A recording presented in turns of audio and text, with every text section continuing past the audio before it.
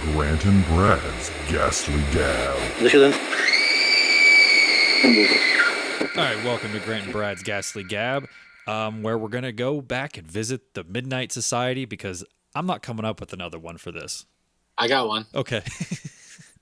We are the core of your quarantine. Oh, You that like works. that? No, I like that. I'm Grant. I'm Brad. And real quick, I wanted to start this off because this just happened as I was coming down here to set stuff up. I got an email on the Ghoul Scouts account that has nothing to do with this podcast, but it has something to do with you. So I thought I'd read it to you and get your thoughts. Okay. It says, do you know that the video that you recorded in 2019 on Van Wagner Road, ... I live on that road, and well, it isn't exactly outside of the house. It's hidden in the woods behind the schoolhouse. I only know that because I like to explore and travel places. Since I live in the middle of nowhere and I like to ride my horseback to the woods and discovered this well, there used to be a house back there in the middle of the woods, but people have torn it down to create more land. I didn't know if you guys wanted to go back and see if you can pick anything up at the well, because people always think it's the schoolhouse, which I go there all the time and promise you it's not haunted. Also, the glass is from people breaking windows. So they're talking about when we went to that schoolhouse and see if it was haunted. That's cool that he found it and watched it. Which I was trying to think. We only went to the schoolhouse because we thought it looked cool, right? Yeah, the schoolhouse was more of like a let's check this out because obviously we're not finding what we were looking for. Yeah, because we drove around for like a half hour just trying to find something that resembled a well. Yeah, it was a save, honestly. It was like, thank God that was there. Yeah, because we wouldn't have gotten anything really. No. So, I wanted to read that to you. So, yeah, we were getting some feedback on a video, which I've only got like 3 emails ever since this account started. So I get excited about them. Right, yeah. Of course. So, if the emails start like, holy shit, I have one. Yeah. Oh, yeah, it's weird because usually it's just like updates from like YouTube, and now like I got a real one, so. Right. So, yeah, No, maybe we'll have to go back and check out the woods behind the schoolhouse, which I feel like those went pretty far back. I feel like it went really far back, and we'd be walking through somebody's. That's what I actually emailed him back, or emailed this person. His name's Reagan, so it could go back and forth, guy or girl. And said, yeah, like we would try, but I just hope it's not anybody's property if you know. So, yeah. But and I haven't been watching any movies, just so you know. I have a whole fucking list. Well, I will get through. I did watch Shudder has put out a documentary series called Cursed Movies or Cursed Films. And so I've watched 2 episodes of that. One's about Poltergeist and one's about... I was going to say, one has to be about Poltergeist. Yeah, and the other one's about The Exorcist. Oh, okay. Yeah. The Exorcist one is... It's not really about the movie. Like, the first 5 minutes is about the movie, and then they cut to this real-life exorcist guy, like, that does exorcisms. And, like, so it wasn't really about the movie. But the Poltergeist one was good, and I had no idea that the little girl died in the middle of the third one.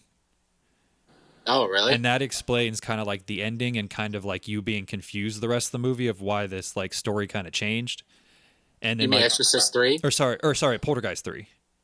Poltergeist 3. Yeah, okay. yeah. Sorry, the little girl from Poltergeist, not Exorcist. Yeah. She died in the middle of making the movie. Okay. And the director didn't want to put it out anymore, and the studio made him put it out. If I'm being honest, I don't know if I've ever seen Poltergeist 3 because I have the first 2 on a double DVD combo, and so I've seen those 2. And obviously, if you go to watch Poltergeist, you're like, well, I'm going to watch the first one. Yeah. The second one's not bad. I love the creepy old man. It starts to get a little bit out there with the Indian and all this stuff, but let's see, I don't even remember. Yeah, it's the one where this it has a creepy old man that needs to be.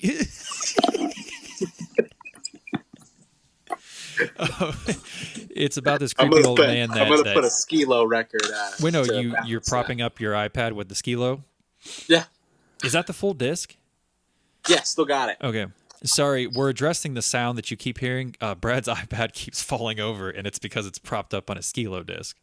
No, it wasn't. Now I'm going to. Oh, you're going to. Okay. I'm going to, put it in front of it. Okay. So now we're good. But yeah, so I watched those 2 things, and then The only other thing I had, because I was scraping, I was just like, fuck, I did it to him again. Like, I didn't watch anything. Because we've been watching those Marvel movies still. That's a fucking undertaking, man. We just finished Civil War last night. Okay. I listened to a Social Distortion album. Which one? Oh, God, I just forgot. Because I'm bad with titles and everything, and I know you're going to jump my ass about it. Mommy's Little Monster. Oh, I don't think I have that one. Is that the name of the actual disc, though? I don't know. I have It has the creeps on it. Yeah, I have these ones. Why do you have those just next to you? Because I'm buying my CDs. Oh, I had you by the bathroom. No, I'm right here like okay. That makes a lot more sense now. Like, you literally just fucking reached over and you had them. Like, those should. Why do you think I had Skilo? Yeah, Mommy's Little Monster is the name of it. Yeah, it has. I don't know, and I only thought about that because it's called Mommy's Little Monster and it's called The Creeps. So I got like a horror vibe from it. Gotcha. I like Social D a lot. Yeah, they're always one that like I'll be scrolling through my music looking for something new, and then I'll see it and I'm like, I fucking love these guys, and I keep forgetting to listen to them. Mm-hmm.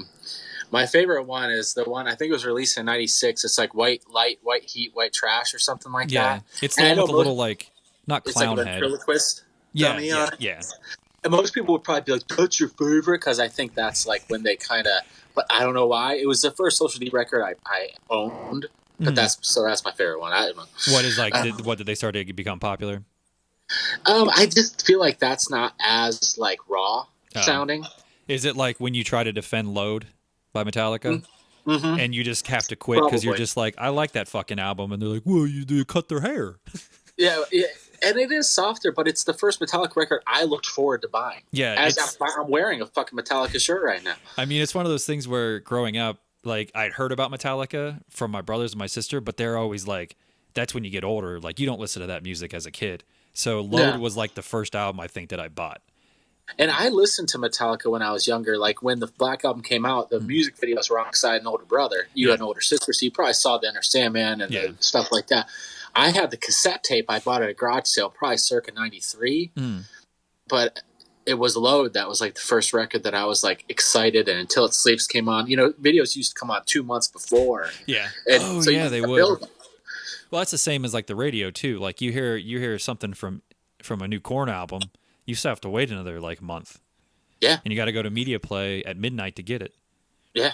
Actually, there's a new Bush record that like now they release on iTunes, they release like 2 songs. Yeah. And so, but there's 2 songs on a new Bush record that you can listen to, and there's a video for it too. And yeah, it's like, I was actually like, oh my God, it's not even out yet. That's great.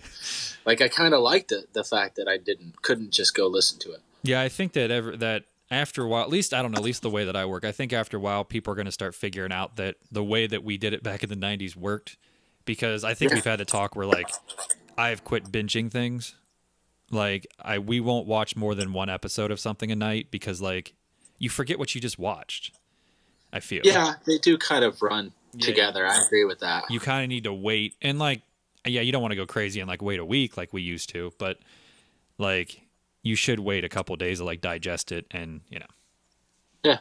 It's the same problem I have with finding new music now, because I sit there and I don't want to sift through everything, so I just listen to the same stuff over and over and over again. Me too. Yeah, I don't ever look for anything new. I should. Yeah. I find stuff every once in a while. Yeah. All right. Are you ready? So what's your gigantic list since you're actually doing your homework? All right. Well, a lot of these are not horror movies, but I'll name everything I watched that's not a horror movie, and then we'll get to the horror movies, and I want to talk about a movie that I watched as well. First one is Stir Crazy, the Gene Wilder vehicle, Richard Pryor. I had never seen it. I know what you're talking about. I've never seen it, though. I watched The Last Jedi, which I enjoyed more this time, knowing that it wasn't as good as I wanted it to be. Is that the newest one? No, that's the one after Force Awakens. Oh, okay. I stopped watching it like Rogue One, not because of anything. I just haven't paid attention, I guess. Okay. So Rogue One was really good. I know Rogue One's not really part of it, but I really liked it. But yeah, me too. I watched Onward. You probably have too. I watched The Tiger King documentary. I watched Super Size Me 2, which has a Columbus Oh, reference, and he opens a restaurant here. yeah, I put in my queue. I didn't even know he was making another one because on his he had a show on like FX. I don't know what it was. Yeah, Like, it was on FX called 30 Days. yeah, and Yeah. he tried to live in like the bottoms in Columbus, if you It remember. was the first episode. It was a great episode. Yeah. Yeah. I watched The Force Awakens. So that's the last one. No, that's the first one God of the damn new it. ones. Oh, okay. Sorry. That one's not out yet, and I love that movie actually. I The think first that like episode 7. yeah. Okay. Well, we watched Napoleon Dynamite, Mm-hmm. and we watched Hop. Hop was fucking awful. We tried it. It was Easter. I don't know if I've ever It was watched it. not I good. feel like that we owned it and I still never watched it. All right, so the movie I want to talk about that is not horror. I watched Jay and Silent Bob reboot. Was I semi right? I don't even remember what I actually told you. I feel like I told you that you should watch it, but like it gets silly, but there's little like nuggets that you'll appreciate. I would somewhat agree with that. Yeah. It was almost unwatchable. It is. It's rough. Like it made me sad almost. Like Brandy was watching it with me, and she was like, "All right, I can't do this anymore." And I was like, "I barely want to do it." And then we were like 30 minutes in.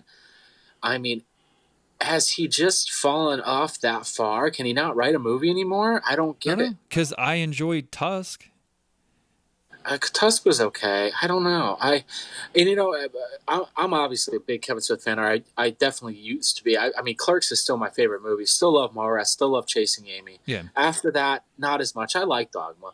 A little long, but those first three are just some of my favorite movies. And, And I think that was my favorite parts of everything. Like actually seeing the Clerks cast, like all of them, on like the panel. Yeah. And of course, seeing Comic Book Men, I think was amazing, and the fact that that's all they're in the movie. Like they're not in that movie any like edit. Oh well, like obviously, well Quinn's not, but yeah. But yeah, it was a rough watch. I was so glad when it was over. Mm-hmm. Yeah, so that was the disappointment of my week last week. Yeah. Have you started watching the Bulls documentary yet?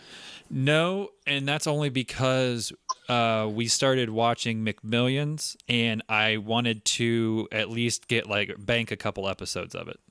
Okay, it's really good so far. Me and Cameron have watched the first two. Yeah, and yeah, I'm very very excited about it. I mean, even seeing that whatever they put out, like the teaser for it, almost made me tear up because when you start watching that footage, you realize I feel like for someone like you or I, that was our childhood, like the NBA. Yeah.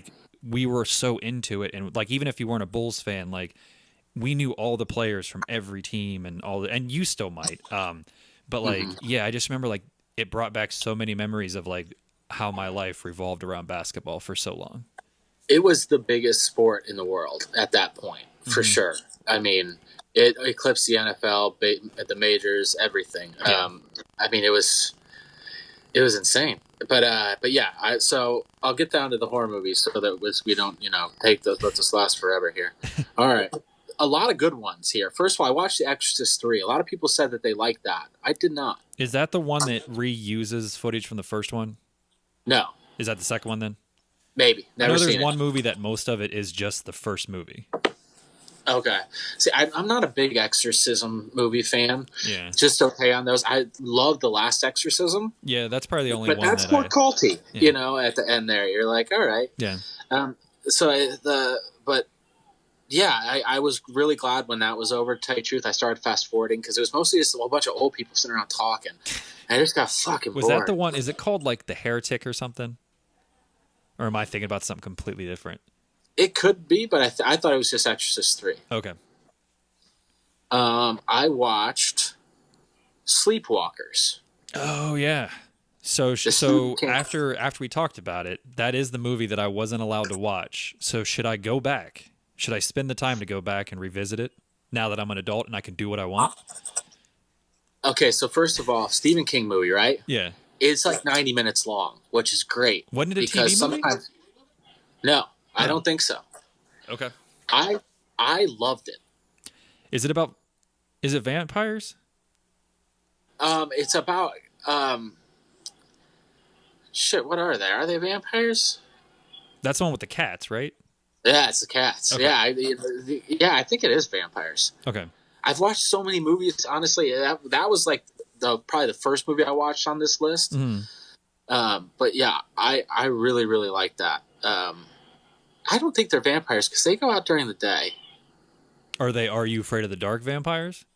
Oh shit! Now I feel like you asked me that, and I'm like, I don't know. Okay, yeah, they're shapeshifters. Okay. Which makes more sense. But yeah, that it was very very good though. I enjoyed it. It was super fun. It was kind of campy. So I really like that. I watched Body Bags for the first time. I had never seen it. The John Carpenter. Yeah, I don't know if I gave you the best recommendation of that one.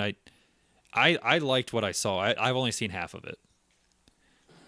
I really liked it. The second one, you probably stopped it in the Stacey Keach story where he's with his hair and he doesn't want to be bald, so he like goes to the doctor and has it. Awesome.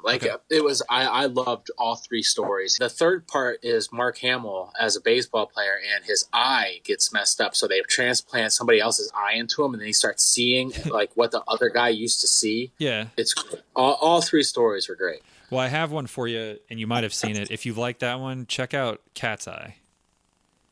Another Stephen King reference. Movie? Yeah. Have you seen that one where the cat goes from like story to story? Yeah. I really like that one. I haven't seen it for a really long time. I think that might have been like a USA Up All Night kind of movie. Yeah. All right. I watched. Let me just make sure here. Okay. Midsummer. Or Midsommar. Yeah, I downloaded that to watch on a plane, and then I stopped flying on planes. So I've heard it's really, really fucked up, though. Like, it's not a horror movie per se. It's just fucked up. Yeah, I suppose it is a horror movie. It's cult. Okay. It's that's what you're dealing with in the movie, but I really liked it. It was long. It was 141 minutes, I think. Okay. So a little long for a horror movie, but I watched it with my wife, and she's not the horror movie fan I am, and she was super interested the whole time. So. And see, that's what I was wondering. I asked Abby if she wanted to watch it, and she said, and you never know. I don't know what Abby's going to be scared of day to day, so I was still thinking that it'd be okay. Like, there's no monsters or anything weird. No, it's not scary at all. It's just more like you go to bed and you're like, geez, people might really do this. Yeah. Okay. So, yeah, I think that does it for my list. Okay, well, by the time we get back together, I'll watch one movie. At least, okay? I promise that. Speaking of things to watch, though, why I spent all my time not watching horror movies, I did I did have time to watch the first disc of season 2 of Are You Afraid of the Dark? As did I. So you want to get into it? I do. Submitted for the approval of Grant and Brad's Ghastly Gab. Season 2, Disc 1. Are You Afraid of the Dark? Season 2, Disc 1.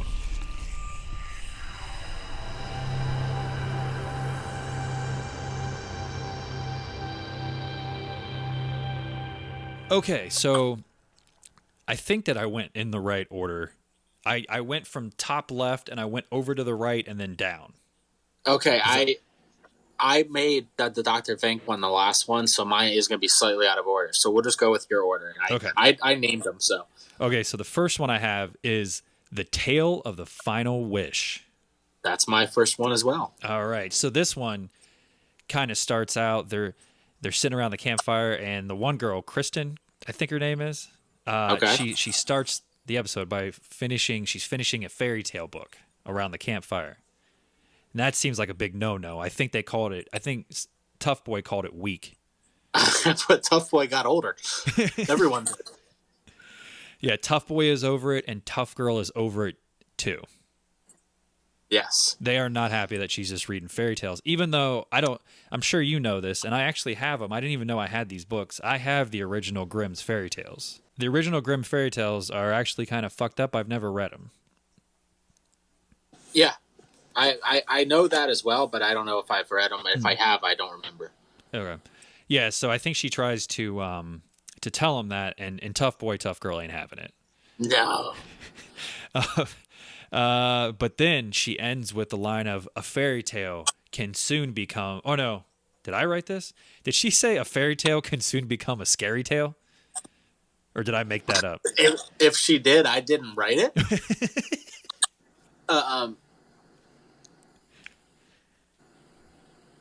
Yeah, I didn't write that. So, but she could have. Well, either I'm a genius or she's a genius back in the 90s. This one starts out with Snow White and the Apple, like a live action kind of version of that.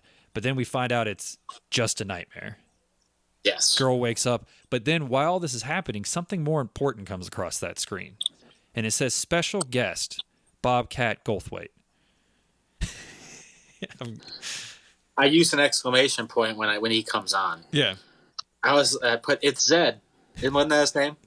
What in Scrooged? Police Academy. Oh, see, I just had a conversation with somebody at work about police. I've never seen any of the police Academy movies. Oh shit! Well, now I'm gonna have to look it up. Yeah, because I'm told that no matter how much like I dislike them, I gotta stay strong and get through them. I didn't know that there were more than like 3. There's like 8 of them. Yeah, there's quite a few. Yeah, his name is Zed. But we find out that that's just a nightmare. Oh no, I think I already said that. So she freaks out. There's something under her bed. There's got to be a monster under her bed. And there fucking was. Yeah, there was. I did write the note that Dad's got jokes, and I'm guessing that he made fun of her. The dad made fun of the little girl. Which, would you do that if your daughter came running up like, "Dad, there's a monster under my bed"? I guess it depends on the age, right? Yeah, it would probably depend on the age. I think if Maya ran up to me right now, and the relationship, it's hard to judge a relationship. Yeah. But then you find out that it was her brother all along. He was fucking with her. Yeah. So she wasn't crazy, but it wasn't a real monster as her brother. This girl basically, she finds out that she needs to grow up. Yeah, she's 13. She doesn't really look it. No. And so the next day she goes to like there's at like the library at school, right? Yeah. And her friends are one of her friends is way more attractive than her. Yeah. Oh yeah. That was sitting there, and they're kind of sitting there, and they're admiring a boy from afar. Mm-hmm. And she sits down, and the boy comes and starts talking to the girl. First, can I talk about what they say about this boy with a backwards hat and a tucked-in T-shirt with no belt? Of course. They say at this age, they say he's so fine. If he came over and talked to me, I'd probably drool. Sorry, that got me though. That's pretty funny.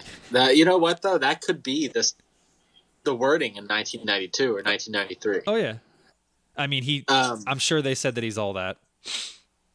So her friends, the boy comes over and talks to her, and her friends like turn on her immediately just because the boy's giving her some attention. Yeah, like really quick. The kid just looked at her, and she's like, "What?"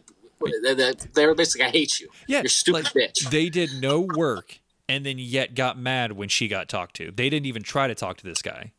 Yeah, and then they start pulling out shit from her backpack. Yeah. Like, look what she likes. Yeah, look at this stupid bitch. She's reading little stories. Yeah, she's got the funny stories. Though I was hoping that he'd pull the nice guy and be like, "It's okay," but he was just like, "Is that fucking yours?" He's like, "Yeah, I used to like trolls. I don't anymore. Now I like pussy." And then he walks away with the 2 girls just arm in arm.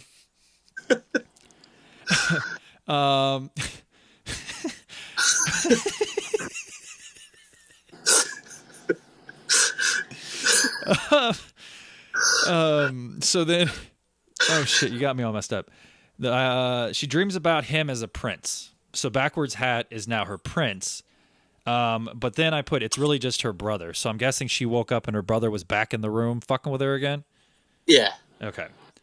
Which makes it sound incestual the way you said it.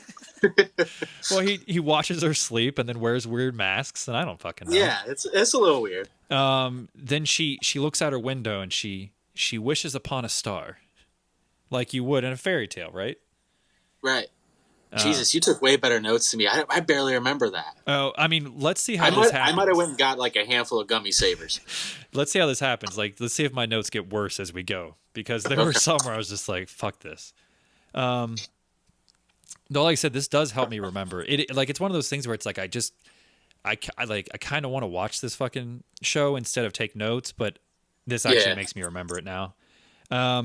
So yeah, she wishes upon a star, and then she gets really confused. Is she awake or is she in a dream? And she's kind of doing the like bad acting floating thing where her eyes are half open, and there's like this weird world that she's been transported to. Yeah, I like the trippy fall like land, but that's kind of a ripoff of Little Monsters. Oh yeah. Well, that's what this whole thing reminded me of because of the under the bed stuff, and then she gets taken to this other world, and so then she's in a land where she can see everyone else is asleep or dreaming, or no, she's dreaming of a literal dreamland I have. And then I put Bobcats under the bed with the most dramatic music I've ever heard in this show. I don't remember what the music was, but so then you find out that Bobcat is Sandman. Yes. Basically, he is Sandman. And I put... Hold on. He said that he acted like he was so super busy. And he was like, oh, no, I can't talk. But he couldn't have that many visitors. Like, why couldn't he stop to have a chat? I mean, how often does somebody come down to his land is like, I mean, anybody that comes down there is going to have questions like, hey, what's this? Yeah. What's that? He's like, I can't talk right now. I'm too busy. Well, I mean, you have to think about his job, though. So is it his job to put everybody asleep? Because that would make me pretty busy if I had to make sure that everybody got to sleep. But it was really just the people that she knew that were floating around there. Okay, if you're assuming that it's just them, then yeah, there was like 5 kids. Yeah, it seemed like it was just a few people he was worried about. It's not a Santa Claus situation. No, it didn't seem like it. Maybe it was. Maybe he jumps from place to place. But I mean, he didn't. He said he was busy. He just didn't look all that busy to me. Yeah. Well, I think that comes back at the end now. I have a note once we get there. Oh yeah, he has a name. It's the Land of Nod. I forgot about that. So that's where she actually is. Sandman lives in the Land of Nod. And then I have a note that says Bobcat does a great impression of falling asleep. Once again, don't remember what he did, but I'm sure that I know he does. He's showing her the dust. And like, I think he kind of like puts it into his eyes, and he does and then she has to wake him back up. He's like, "Cousin needs more." Was it? But if that's your only job, wouldn't you know not to get next to the dust? Yeah, he just didn't seem that good at his job. No, he's not. Like, but how many people want the job? He wasn't a tour guide at all. How many people would want that job? Maybe the people are just taking what they can get. Like Bobcat shows up and they're like, "Can you put sand in people's eyes?" And he's like, "Well, yeah." And then he just kind of does it. Was that your Bobcat?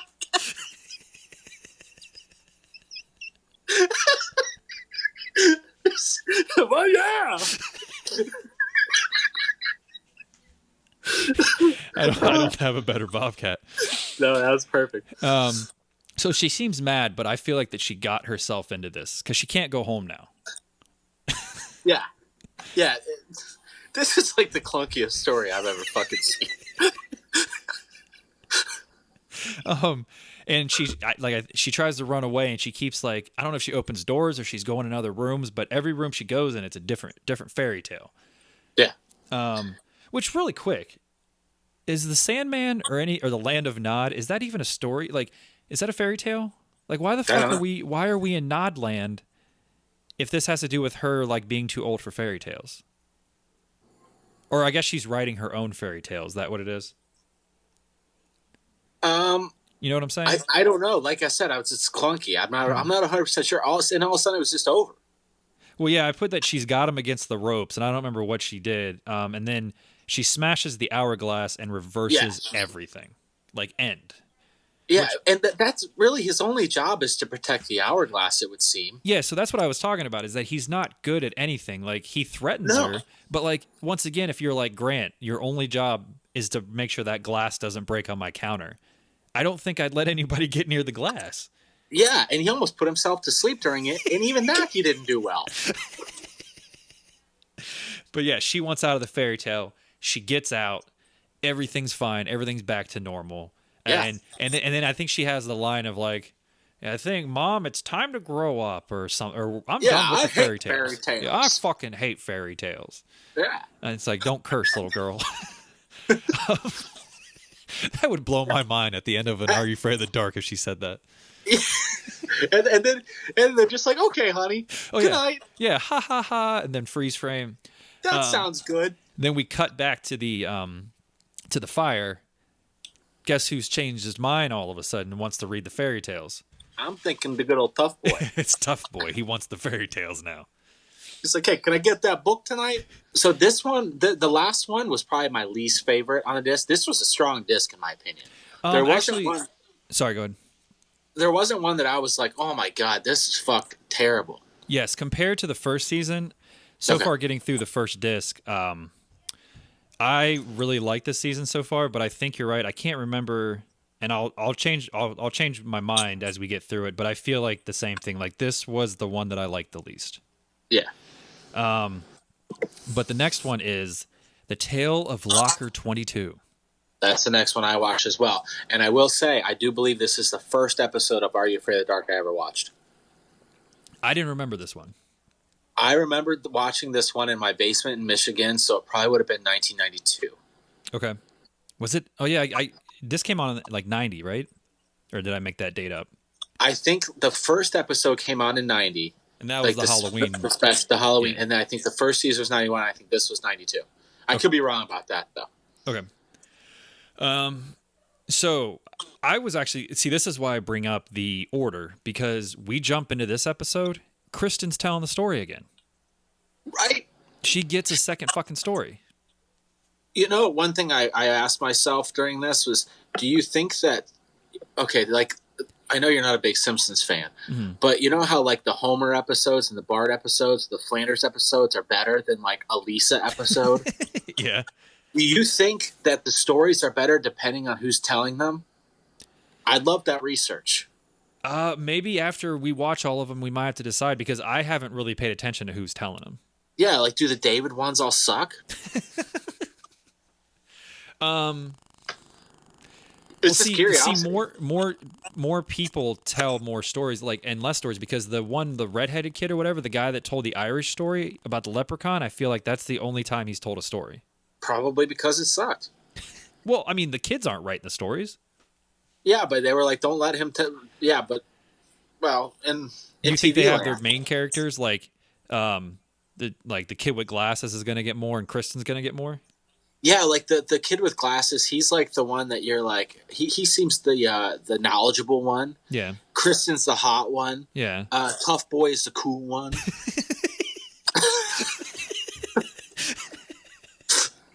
It was the way you said it. So yeah, Kristen has The Tale of Locker 22, and I put Kristen's a hippie now. I'm sure it has something to do with the story. Yes. Which it does, but you don't find that out right away. There's a new girl at school, why did they make this girl French? Well, I think it's because it's filmed in Canada and she's probably from like a French Canadian province. Yeah. I think that's why. Yeah, like the only thing I could think of was that they really like this actress for some reason, and they're just like, well, we'll make her fucking a foreign exchange student then. Did they really cite that though? Were they like, oh, you're French? I don't know. I think I just got it from her accent. I don't remember them being like, oh, you sound different. Yeah, fucking Frenchy. Yeah, hey, what's up with your fucking voice? Yeah, you fucking, what's up with your weird fucking voice, you fucking weirdo? Oui? Are you? Oui, papi, no. That's as good as your Bobcat Goldthwait. You know, do you ever think, because of the American, like the racist impression of French people, if they were actually like we made them sound, could you imagine a whole country of people just going around going, oh. Right. Like sorry. Anytime that anything good happens, that's all they do. Like, hey, new episode of this. What, you want a beer? She's the new foreign exchange student, and she gets locker 22 that's like way in the back of the fucking school, it seemed like no one wants anything to do with this area. It's in like the janitor's closet practically. Yeah, the principal doesn't want anything to do with it, and then he's fucking mean, man. Like she even was just kind of like, hey, is there a fucking locker anywhere else, like in a normal area? And he was like, shut the fuck up, take the locker we're gonna give you, and like he was mad about it. He was. It was immediate anger. I was like, he got pissed right quick, and seems to act like a transfer student in his second class or something. He was like, "You're just a transfer student." Yeah, like it was really odd to be like you're not a real student. Like, fuck you. And then she looks like a big fucking dum-dum when it gets to science class, man. Yeah. She accidentally drinks the chemicals that are in this little like beaker thing that you're not supposed to drink. No, you're not supposed to drink chemicals. And I put that the science teacher hated her too. Yeah, he seems to hate his job. Like fucking this girl really hasn't done anything wrong, and people do not like her. No, and it's really the staff. The staff are making it really difficult for her to integrate into her new school system. Yeah. And then right after this all happens, the bell rings, and these two fucking like tough guys come over, start picking on a poor high school girl. I put that the jean jacket kid really reminded me of Corey Feldman. I know you don't remember him, but if anybody watches it. But like, why were they picking on her? Once again, she didn't do anything. Yeah, she's just having a real rough first day. Yeah, but probably because she's French. I think it's because she's French. It's just like she walks in, like everybody's in the middle of class, right? And the teacher's going, and like the door opens, and you just hear "Huh, huh, huh," and then like everybody's just like "fuck, locker 22." Hey, I bet you she got locker 22. But yeah, she's getting picked on. But then her boy Chris comes to help her out. Yeah, I don't know why I got his name so quick, but I do have his name. I put that the kids were wearing hats at school, which is really crazy. Yeah. But we were allowed to too. Remember that? Yeah, we weren't allowed, were we? Yeah. I didn't think you were allowed. Elementary school. In high school, I used to wear an X-Men hat. Were we allowed to in high school? No, it stopped after elementary. Okay, that's why. Okay, yeah. I was like, we weren't allowed to wear fucking hats. But I do have a note here that says she's from Paris, so I feel like she told Chris that she was from Paris. Okay. But then when she goes to her locker, like she sees this like evil like hippie ghost come out of nowhere. Oh, it was the best. The evil hippie ghosts were great. They were whoa, hey, be cool, man, be cool. Oh yeah, dude. Like, it was the worst high acting I've ever seen. Yeah, and it's like if us during that time, like in 1993, we tried to tell our parents what the 70s were like. Like I feel like that's how this was written. Yeah, it was pretty bad. She put on a necklace, right? And that's what took her back. Yeah. I think she found the necklace in the locker.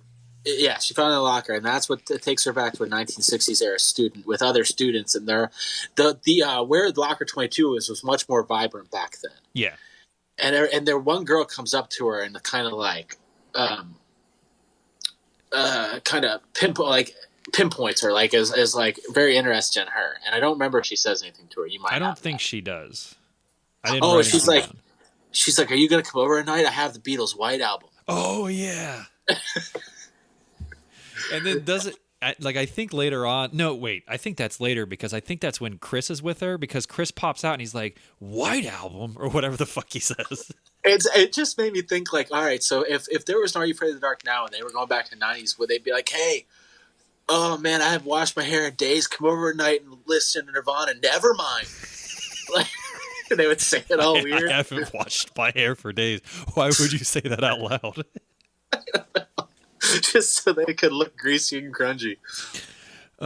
So then, yeah, so it cuts to her in the lunchroom. She's trying to find a table. She walks past all the bullies and she sits by herself. But man, those bullies, they're not done with her yet. No. And I just want to make a note real quick that every once in a while, Abby and I talk about things that we thought were going to be more like a bigger part of our lives. And like the joke is always like quicksand. Like watching young or older cartoons, you saw quicksand fucking everywhere. And I have never seen quicksand once in my life. It's awesome that you mentioned this. We were hiking on Saturday. And you saw quicksand? Yeah, Brandy went into quicksand. I mean, it probably wasn't like your Mario 3 quicksand, Land 2 of Mario 3. But like she went into it and like it went down to her ankle like immediately. She was like, "Holy shit, it's quicksand!" That's exactly what she said. Well, I'm happy that it does exist. It would terrify the fuck out of me because I guarantee I'd die. I mean, this wasn't like death quicksand. It was more just like ankle quicksand. But yeah, it happened. But yeah, so I made a note that I said, in my adult life, I thought food fights would be more of a thing, but that never happened. No, I've never been in a food fight. I've never seen a food fight, but like I feel like that they happen all the time in the movies and TV shows. Yeah, especially. Yeah, I never saw like a Fruitopia launched across the lunchroom or anything like that. Dude, Fruitopia was like gold back then. I wouldn't fucking throw that. It's true. And then the principal took him away, and like I think he got mad at the fucking Frenchie again and was just like, "This is all your fucking fault." Yeah, I don't like you. Yeah. And then I put, why is there this green light, and why is the hippie back? Oh, she disappears. Okay. So does the hippie come to her in this time period? I think she put the necklace on, didn't she? Oh, she went back? Yeah, I think so. Oh, I know what the green light. I think that when she goes to it in like normal time, there's just always a green light in this hallway. And it makes no sense why. But yeah, so now she told Chris about all this shit, and now she's getting prank fucking calls about there being ghosts in the school. Kids are cruel. They are. They're hurting her fucking feelings. And now she's mad at Chris, her only friend, because she thinks Chris told everybody about the ghosts. Think about it. She's been at school for 2 days. Yeah. The assistant principal was a complete dick to her and was like, "You're just a fucking transfer student. I don't like you." She drank formaldehyde or whatever the fuck. Then her science teacher got mad at her and was like, "I don't even like my job." And then Corey Feldman fucking started picking on her. Then she got put on a necklace in the scary Locker 22 area, and people were like, "Chill, man, listen to the Beatles." So she met a ghost. Then she goes to the lunchroom, gets fucked up there, meets a friend. She tells her friend, "Hey, fucking, I see ghosts, I see dead people," and then she gets fucking prank phone calls. This has been a shitty 2 days. I mean, no wonder kids kill themselves. Yeah, I mean, when you lay it all out like that, I never fucking thought about how terrible she's having it right now. So yeah, she put on the beads and went back in time. Guy bumps into her and says, "Be cool, man." Yeah. Well, be cool, man. Fuck. God, I hate you too, basically. He wasn't like, "Excuse me." He was like, be fucking cool, man. He's like, "Hey, man, peace. World peace except for France." Beatles. The only band we know are the Beatles. Chris knows somebody who knows about ghosts. I don't know why the fuck I wrote that. I did not write that. But she takes Chris with her. Because apparently you can just hold on to somebody and that'll go with, they'll go with you. Yeah. And they find out, she gets drug in because it's coming back to me. Sorry. The principal used to be the science teacher, and he keeps fucking with her every time she comes back. He's always like, "You need to get to my office," or you need to get to the science lab now. And she's not listening to him. And so he finally gets her to go to the science lab.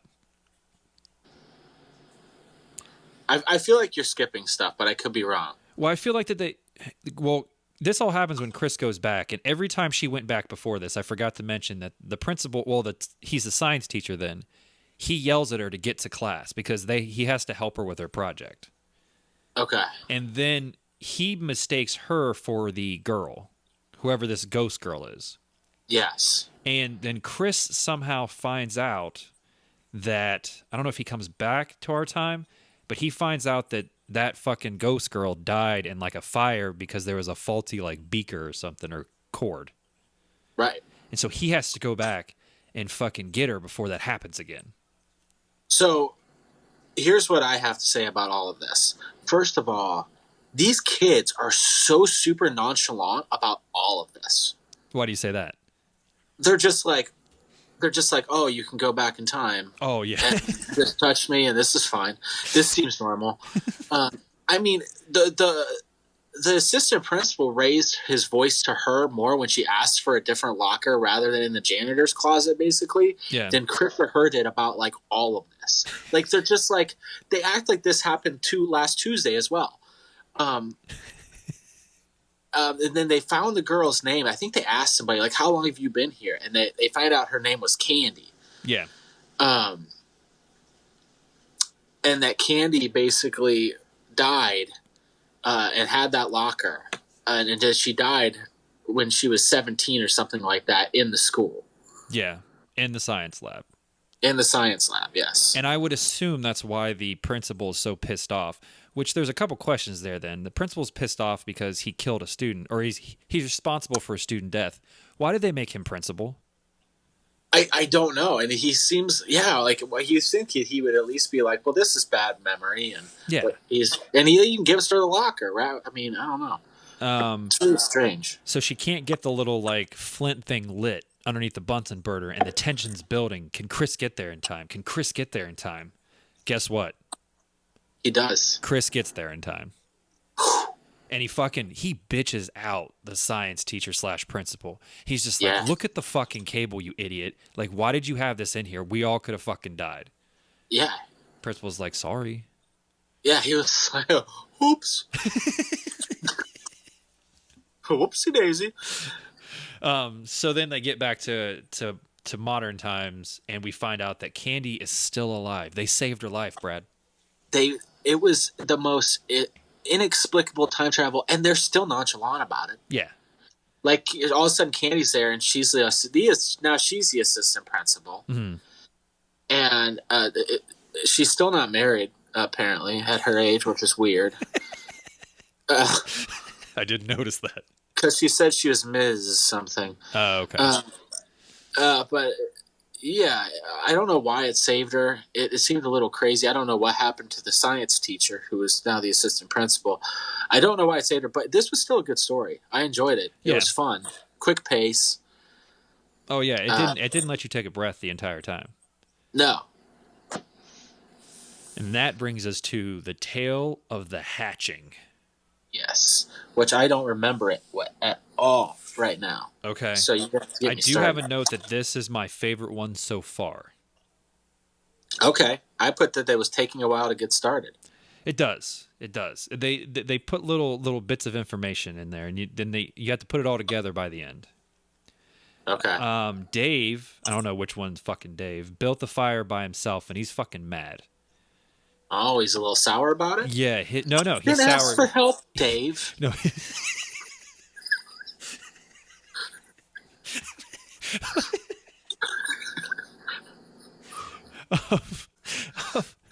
He's actually mad because his family moved his family moved and he has to go to a new school. Sorry, Dave. But my question is, how the fuck is he still getting to this fire? Like, where did his family move? It's true. So then this one starts off hot and heavy. A fucking dog gets eaten by something in a sewer. And I put this taking a while to get started. Jeez. Well, no, right away this dog gets fucking swallowed by a sewer, and you don't know why. But then the camera moves up, and we see Mr. and Mrs. Wilson sending their kids to a boarding school. This starts out like a Goosebumps book, yes. Like, this is very goosebumpy. Okay, yeah, I'm with you now. The parents have to go somewhere, and these kids just get fucking dropped off. And the girl is not happy, and the boy looks like a fucking ultra nerd, though. A girl is screaming. I put that. I'm guessing that as they went to this. Oh yeah, when they went to school, all of a sudden they hear this fucking girl just screaming. They don't know where it's come from. They run upstairs. Sorry, I read my next note. They run upstairs and see that this girl's in bed and she had like a nightmare, and the parents are trying to calm her down. And then we find out that the two main characters' names are Augie and Jasmine. And then I put, what even are these names? Augie. I have Augie. How would you spell Augie? Augie. I put Augggie. Uh-oh. Interesting. And then you hear that the class changes, and it's a really weird buzzing noise for a class change. Yeah. It's not a normal bell ring. And then I put that the nerd is kind of full of himself. I'm guessing that he keeps correcting his sister. Mm-hmm. And then the principal who came to check on that, I jumped way out of order. The fucking principal comes to check on the girl, and he freaks the fuck out when Augie's watch beeps. He has one of those old like digital watches, and the beeping sound makes this guy go fucking nuts. He's like, what the fuck, kid? Yeah, he's like, don't you know no fucking watches, you nerd? What are you, transfer student? Yeah, he's like, you're not one of the fucking French transfer students. Use your fucking iPhone like everybody else. So then they get to lunch, right? The parents leave. The kids start going to school. We realize some time has passed, and they get to lunch, and there's this like bucket of like white goo, like it looks like the stuff, right? Yeah. And they couldn't think of a better name, so the kids just like, yo, man, that's sponge. Like we all eat it. How did you spell sponge? Sponge.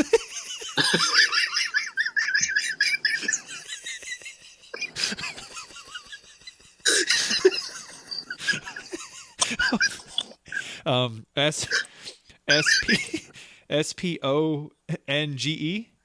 spelled it with a U for some reason. Who am I wrong? No, sponge is spelled like that, but I spelled it Spunge. I just figured that's what it would be called. Oh. Maybe it's because of the stuff. Okay, I was about to say, like, now that I'm staring at this word on my fucking phone, it looks like I spelled it wrong. But Jasmine and Augie, they pass on it. They don't want any of the sponge. It does look gross, and it would be a little. It looked. They were like, it's like grits, bitch. Yeah, they're like it's a dessert grits. Yeah, which grits aren't good. No, doesn't sound good at all. The kid comes out and he brings one of those old electronic like games we used to have, like a Tiger Electronics. Yeah, Tiger. That's what I was thinking about. Mm-hmm. And his roommate freaks the fuck out, and he's like, "What the fuck are you doing?" He's like, "Yeah, you gotta fucking hide that shit, bitch. That's contraband. Yeah, bitch. That's contraband." I forget he does say that. Man, does he? I think he does. And, okay. It's like, well, I'm just trying to play my fucking games, man. It's something I do before I go to sleep. Everybody has their thing, and he's like, "Get the fucking game out of here, man." And then, like a fucking idiot, he puts on his Walkman. Like if a little electronic game's not going to work, what makes you think a Walkman's going to get by? It's not going to. No. Augie. Some more times passed, and the kids are still not eating the sponge. By this point, you would think somebody would ask him what's up, but nobody does. Now, I thought Augie started to maybe like the sponge. Well, I think he went for it. Like, it got passed, and Jazzy was all like, no, I don't want any. And then Augie was like, well, fuck it, I'll take some. And, like, he got the scoop, and then Jasmine was like, no. And then he, like, put his head between his, just fucking passed it on. He's like, man, no Tiger Electronics, no sponge. And then, one night, they're sleeping. All the kids just get up and start walking like a zombie-like walk. They don't know where they're going. Like Children of the Damned is what I put. Is what it reminded me of. Like really weird. They're being controlled by something else. I put Augie starts goofing and acting like the other kids, and he wants to find out where they're going. And then I put they're walking to some sort of containment system. Do you remember a containment system? Yeah, it was. I don't know exactly what they were doing here. Mm-hmm. They never fully explained it, honestly. Like they did, but they didn't. And then I put that there are eggs everywhere, and they're sprinkling some shit on them. And it was the sponge that was doing it, right? What the sponge was putting, like, turning them into zombies or whatever they were? Yeah, it was the sponge that was making them do the sleepwalking. That was never explained, but I just assumed. Yeah. I think that they said it. Oh, they did? I think so. I think they were like, those kids didn't eat their sponge. Oh, okay. That makes sense then. Oh, yeah, my next note, sponge is mind control. And then they were eating something out of a martini glass. I remember it being green.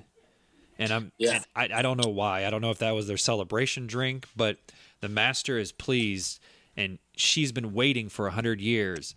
And then, but then I put they are fucking lizards drinking green stuff.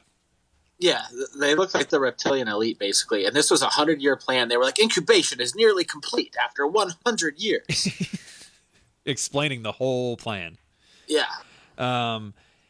And then the kids are onto them plans. Or no, the kids foiled the plans and they seem very confident. But then they do what? Sorry. No, it's just, you're right. Like they were overly confident. And they were also like acting scared.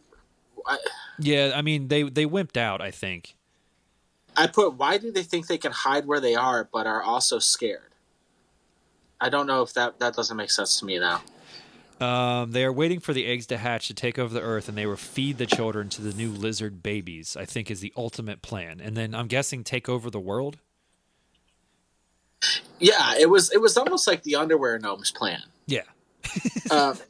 Funny thing, I just brought up the underwear gnomes plan. I put that they are last of a race. I know that. All the eggs are about to hatch. I put, but who is this master we keep talking about? Oh, we find out. We find out. She looks like the dog from Ghostbusters. Okay. If you it's remember, a big old fucking thing. It's a big fucking like monster dog, and they're like locked in there. There's like a cage, and they can't fucking go anywhere. Right. But then, as the dog starts coming at them, kids got plans. This is the most bullshit thing I've ever seen. Why? Because Augie, he's like, oh, all of a sudden he comes to his senses. He's like, oh, they don't like sound. They don't like loud noise. Yeah. I know what I'm going to do. Oh, look here. There's some speakers, some nice subwoofers right here. Pulls out his Walkman and an auxiliary cord. Who the fuck has an auxiliary cord in their pocket? Well, in 1992 as well. Yeah, he pulls it out, hooks it into the speaker, hooks it into his Walkman, presses play, and shit goes bad for the bad guys. Yeah, fucking Queen explodes, eggs explode. Everyone starts melting down. Yeah. Just everywhere. And then all the kids kind of wake up and they snap out of their plan. They look confused and no one has any idea what's going on. Yeah. And they're like, oh. This one was really good. Like, the story was really good. I almost felt like they needed more time to tell it. Yeah. This could... Well, I guess they didn't do two-parters in Are You Afraid of the Dark? No. But they did leave you on a cliffhanger. There's one egg left. They're panning around to all the exploded eggs, and then it shows one that's kind of rocking around like it's about to hatch, I believe. Yep. Did it hatch? We'll never know. I think it didn't. I imagine Augie's dead. I think Augie and Jazz are dead. Yes. Yes. But that brings us to the tale of the frozen ghost. So, this is the one that I remember the most from when I lived in Michigan. I believe that I watched this either probably 2 weeks after, I would imagine, watching the Tale of Locker 22, or maybe it was aired the next week. This scared the shit out of me. Oh, really? Oh, my God. I remember in second grade, I'm 7 or 8. Yeah. We'll get to them, but I'll just say that this one scared the bejesus out of me for quite some time. I did like this one, and I love the two older ladies. Yeah. Sorry. They reminded you of Sabrina's aunts, right? Oh, yeah. Of Zelda and... I can't think of both their names. But yeah, Sabrina's aunts. Mm-hmm. So they're all pretty pissed off at the fire. It's too hot. It's too hot to hike. Everyone is so hot. Oh, God, the summer. Why do we do this and then light a fire? And then Tough Boy's like, hey, hot girl, take your clothes off. I just have a note that says like, everyone is acting like a bitch, even Tough Boy. Yeah, nobody wanted to be there. And everybody's been in that situation where you're at a campfire and it's too fucking hot for a campfire. Yeah. And you're like, why the fuck do we decide to do this today? Once again, Goosebumps beginning. The parents had to go to a wedding, so the kids get to spend time with their aunt. Yeah, but it's not just kids. No. And I have questions about this. Yes.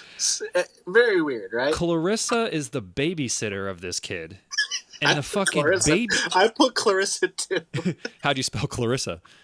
Clarissa. All right, yeah, I got it.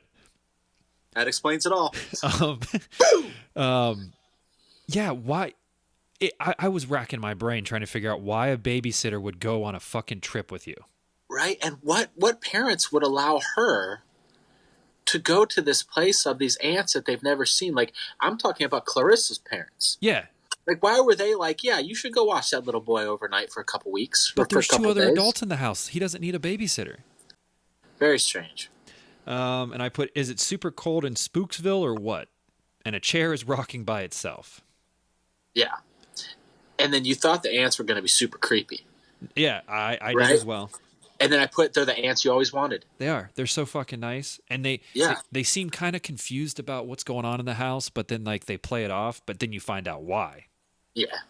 One of the ants is more like wants to tell you about what's going on, and one of them's like, don't. You shut the fuck up right now. Yeah. Hey, fuck you. Yeah. There's no electricity in this house. They just use candelabras. It's very high class of me to say that. That's all. Candelabra. They can't talk about ghosts in the house. And a light bulb stops swinging in the bathtub. Okay. To show that there are ghosts, I guess. Yeah. But then you find out they haven't paid the electric bill in 3 months. It has been 3 months. The ants are in money trouble, and Charles' parents have a boatload of money, but they didn't want to borrow any, I guess. Yeah, they're too proud to borrow any. Yeah. Then how do you find out about everything? Do the ants start telling them about this criminal that worked on the farm?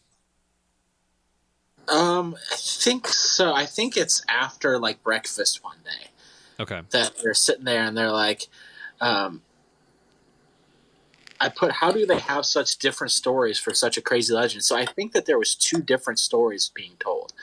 Like, one legend said this, and then the other legend said that. Okay. I have that the criminal worked on the farm, and there is a train crash, and no one found the body. Does that make sense? Yeah. Okay. And then it cuts to outside, and it has like the Evil Dead type shot of like the camera moving up to the house, like something's approaching the house from the outside. Right. And when that happens, all the candles in the house get blown the fuck out. Yeah. And then we also find out that the maintenance man left because of this ghost. Yes. And then I think you hear, I'm cold. Yeah, Charlie. But you don't see him yet. Charlie, I'm cold. And it's like, it's still chilling to this day. Mm. That's what got you as a kid? Oh, I hated that fucking kid. Charlie, the little kid, I actually have his name now, has dreams of a guy reaching into a hole, and he sees a kid outside saying once again, I'm cold. I'm cold, Charlie. And then Brad just scared at his house. Oh, horribly. And then he runs to Clarissa because he's fucking scared. And they speed the shot up to look like Scooby-Doo. Did you notice that? No. Like he's running from door to door, and it's like you mean like there up. should have been a '70s song, like "Where you gonna go, Scooby"? Yeah, it's really like, fucking. And they weird. have like the okay.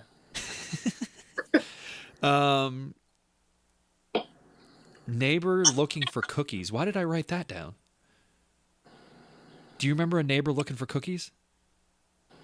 Wasn't that the ghost that was there looking for cookies? Oh, well, maybe I didn't put it together because it was like, was it during the day?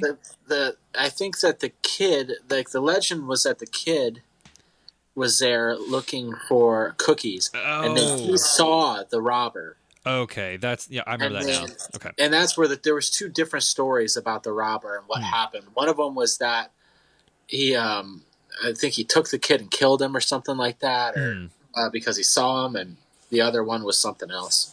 Maybe what really happened, which we'll get into. And then this completely irresponsible aunt and babysitter fucking let this kid chop wood. Yeah. All by himself. And he's a bitch about it. Oh, yeah. I put he's a fucking wuss about this shit. And then I think he just is like, can't we pay somebody to do this shit? Yeah. And it was like, with what money? Didn't you know that they don't even have fucking electricity? There are candelabras over there. This kid's a bitch, I put. And then they heard something out in the woods. Yeah. And I put his haircut is just awful. And they see footsteps in the mud, and it freaks the fucking kid out. And then he sees the kid ghost again. I'm cold. And then he's stuck in the mud. I'm cold, Charlie. I wish he would have said Charlie. He does. I'm cold. And then, I don't know why I put this. Kid does a Michael Jackson move to show what happened to him. And I don't know what that means. I know that he pointed at one point, and he almost maybe moonwalks and then points. Oh, the ghost, like, he does this weird hand thing. And you know, like, when Michael, like, he'll grab his balls and put his hand up? Yeah. I think that's what the kid does. He doesn't grab his balls, but, like, he, like, puts his hand up in a weird fucking way and, like, points. I put that he shows him where to look, and I put his pointing is almost creepy. And I put basically what they find there is his fucking sweatshirt. Yeah. And I put the kid knew where his sweatshirt was, and that's all he wanted, his fucking coat. Yeah. And I put they're too calm about this. Everybody's always so calm. This is like an everyday occurrence. Like, this kid's fucking cold. It's during the day. Ghosts don't come out during the day, supposedly. This kid's out there. He wants his coat so bad. It's during the day, and they're just like, well, let's fucking help the kid. Well, once they give him the coat, doesn't he look normal? Like, isn't he, like, in color and, like, he's all warm and shit? Yeah, he comes back to life. And he's like, oh, thank you. I needed this coat. It's been 50 years. It's like, I'm warm, Charlie. I'm warm. I'm warm. Yeah, I used to sleep down in the basement with my brother in those days. And we had what's that called? Like a basement door. Like, I forget what like that you could, like a sliding glass door that you could get out. We had like entrance into the outside. Mm-hmm. And I was sure that I was going to look out there and see that fucking kid. And then the next and Nails. Him and Nails. It was basically like a Nails thing. I thought for sure that kid was going to be out there. I even looked for his coat, Really? Yeah. That's an amazing story. Eh. So yeah, they give the kid the jacket. He goes the fuck away, and then they find a key, right? Yeah, where was the key? Maybe the key was what he was searching for, and like the key was under his jacket or some shit. Maybe that's it. Yeah. And then they use it. Yeah, I bet you that's it. He put the sweatshirt with the key. Yeah. And then he went back to look for it, and then he ended up freezing. He ended up freezing and dying, and then so now that he's dead, he just wants his jacket, but yeah, they take the key. Yeah. And the aunt's like, holy fuck, man, that's the key for the stove. The stovepipe is what they called it. They were like, fuck, you found the stovepipe key, bitch. Let me see that. Yeah, they snatch the shit out of his hands, and then they open the stove, and there's fucking like gold doubloons that just like fall out everywhere. Yeah. Like literally something's out of like a Pirates Cove mini golf. Yeah. And then so they have enough like they fix their stove, they have enough fucking money to get electricity, like yeah. Money troubles are over. And basically I put the kid froze to death hiding from the criminal who hid the money in the stovepipe. Yeah. And that's when I finally felt like I understood the story. Yeah, I mean, I was kind of confused about, like, once they showed me the key and everything, I got it, but I was confused about the backstory. Yeah. So, and then once it cuts back to the Midnight Society, they fucking love the story. Yeah, they were like, I'm so cold. Yeah, they're like, never mind. I'm Tough cool boy. Yeah, Tough Boy had a winter coat on. Yeah. A starter coat. Not really. And then we get to the fucking Tale of the 13th Floor. Yes. Interesting story. It was different. Yeah. So right away, Tough Boy bitches out because he feels like he's being watched. Yeah. Tough Boy's bitch. And then the rest of the Midnight Society, they're just fucking around with flashlights, and they're like, I don't even know what they say, but they like I remember they had the flashlight pointed towards their face, and they start saying shit to the other people. Mm-hmm. And then they get into the story. We find out that these two kids play on this top floor of this like apartment building or something. I don't know what it is, but you're not real confused. You're not real sure what it is at first. It ends up being an apartment building, but you're not real sure what's going on at first. And I was like, "Who's the old man? Are these people related?" And then finally, after like 4 or 5 minutes, you're like, "Okay, they're adopted brother and sister." Like, and it sounded like the brother was an actual son of their parents, which we never see their parents. Their parents aren't very good parents. No, their parents are not good just parents. Running around every which way. Yeah, there could be rusty nails in there. Yeah, and the sister. And there's supposedly some shit went down on the 13th floor, and they could never rent it out. They're up there playing hockey. Yeah, the last tenants just fucking disappeared. And they seem to have a lovable relationship with the elevator operator, but you only see him just the one time. Yeah. Well, I mean, you have to assume that every day they go up and play hockey and they see him. Yeah. But the girl's not getting any better at hockey. She still fucking sucks. No, she's terrible at everything. And she's like, why aren't I as good? And he's like, because you're adopted. Yeah, because... You know, adopted kids aren't good at anything. Yeah. And then kind of these weird noises and lights happen, and like they see him shining in through the window, and they fucking get the hell out of there. Yeah, things start shaking. Yeah. It's almost like an earthquake. Is why I was like, was this an earthquake or what's going on? Just like, fuck this, and they got out of there. Then when they go back to the elevator, there's like this future-looking guy, and he's working the elevator now. And he looked like the lead singer of Arcade Fire. I don't know what that guy looks like, but I'll take your word for it. Look him up. And then when so we cut to the girl sleeping, and a TV turns on her desk, like next to her bed, and it starts talking to her. Hey, girl. Adopted girl. Yeah, adopted girl. You want to be better at sports, do you? It was really weird. And the next day, they try to go upstairs, but they can't because people have moved in.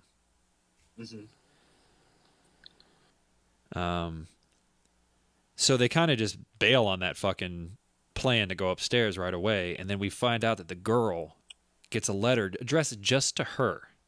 Yeah. From the toy factory on the 13th floor. An entire toy factory has moved into this apartment building. Yes, on the 13th floor, no less. Yeah. So she's and we learned later maybe that they're on the 12th floor, and they didn't hear anybody moving in, apparently. Nope. A whole fucking toy company. I would say a whole factory. Let's say that again.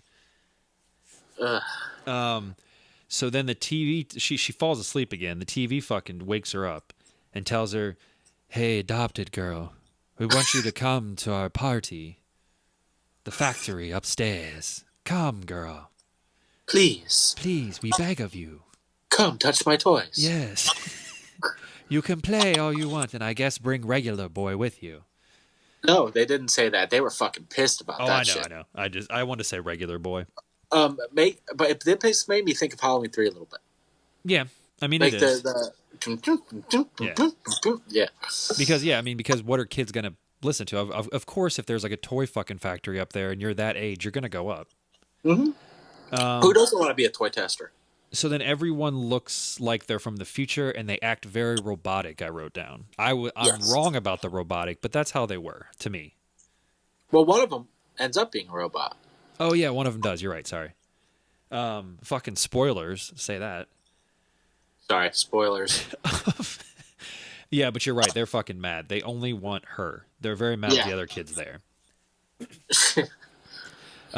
Raymond the technician guy, Raymond the technician looks like the guy on the Dream TV. The Dream Team? The Dream TV. Oh, the TV. Yeah, that's what I was calling the TV by this point. Yeah, it definitely is him. I thought you meant like the Michael Keaton movie. Oh, no. Fucking Abby's never seen that movie. I brought it up and she gave me this dumb stare. That's a good movie. It's a really good movie. So the girl seems kind of good at this game. So he ups the ante a little bit and turns that fucking game, they're like, like these aren't even toys. They're just like, it's a table with like buttons on it and they have to push the buttons. It's like a big Simon game. It's just Simon. Yeah. That's exactly what I have. And so the normal boy, he starts acting all fucked up. Yeah. Like he can't breathe. And Raymond's hitting the buttons and he'll hit like 3 buttons and then they're hitting like 50. Yeah. That's the one thing I didn't get either. He hits like a couple and they're like fucking hitting all these things and they get like a light that turns on when they get it right. Yeah, and at first the boy's winning and then the adopted girl is like, no. And she starts winning. I have a note that just says the elevator dude is fucking stressing me out right now. And then I found out that they have 55 minutes to get this girl ready. And at this point, I said, this girl is one of them for sure. That's why she's adopted. And they show the girl that she can move shit with her mind. Yeah. Yeah, that's one of the superpowers she has. Why the boy has turned into a complete dum-dum. Yes. And he's tired. He's so fucking tired. Just get me out of here. I'm fucking... These buttons, man. Yeah, fucking Simon has never been so hard, bitch. Yeah, like I'll give you a week where I won't let you know that you're adopted. Just get me the Yeah, fuck out of I'm here. starting to feel adopted. Fuck.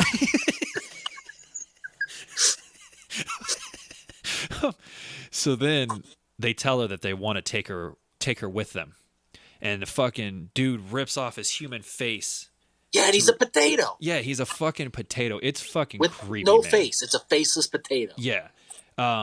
And then she looks up and there's like 5 more faceless potatoes like come, like they're not saying anything, but they're like giving the hand gesture of like they want her to come with them.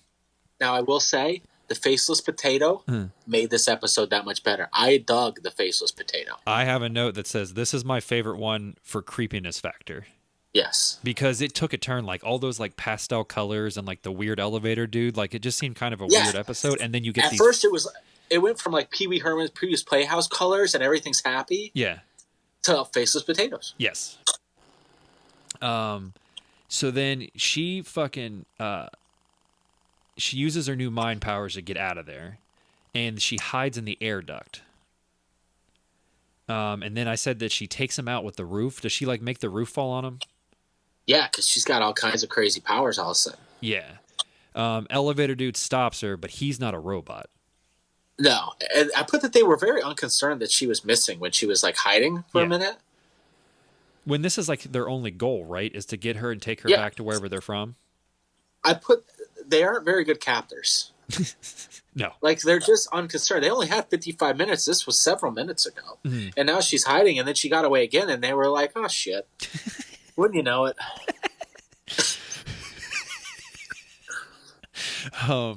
She gets Billy, normal kid, but is stopped now. But she has voice control over all of them, and they're just going to let her go. They didn't put up much of a fight there. Yeah. And I put seriously, they're terrible captors. Yes, because they just take off. They're gone. Yeah, they're gone. They're just like it seemed like they were just like, oh well, I guess next time. Yeah. Next time we take over a whole fucking 13th floor of an apartment, bring all this shit up from the floor, and set all this up, repaint, have all the big Simon board, robots, weird elevator guys that look like Arcade Fire. I mean, they went through a lot for this, and they're just kind of like, oh, shit, it didn't work. We'll try again in however many years. It'll be fine. Yeah. And they tell her all this because the Dream TV comes back. Yeah, that night. Yeah, and tell her that she is an alien, and she was left there, and they were supposed to get her, and they came back to get her, but now she has to fucking wait again, and they kind of make it like her fault. Why weren't they just like, hey, you're one of us. You're a potato person, too. Have you ever noticed you're not good at anything that your brother's good at? Yeah. Like, why didn't they just explain that to her? Now this girl has to wait 10 years to go back with her family? She's like, well, because at that point she seems almost like regretful, like, oh, fuck. I guess I should have went with them. Yeah. Why did they set all this up? Weren't they just like, hey? I have no idea. That's why it was a weird episode. Have you ever felt like a potato? Because you are. It would have worked.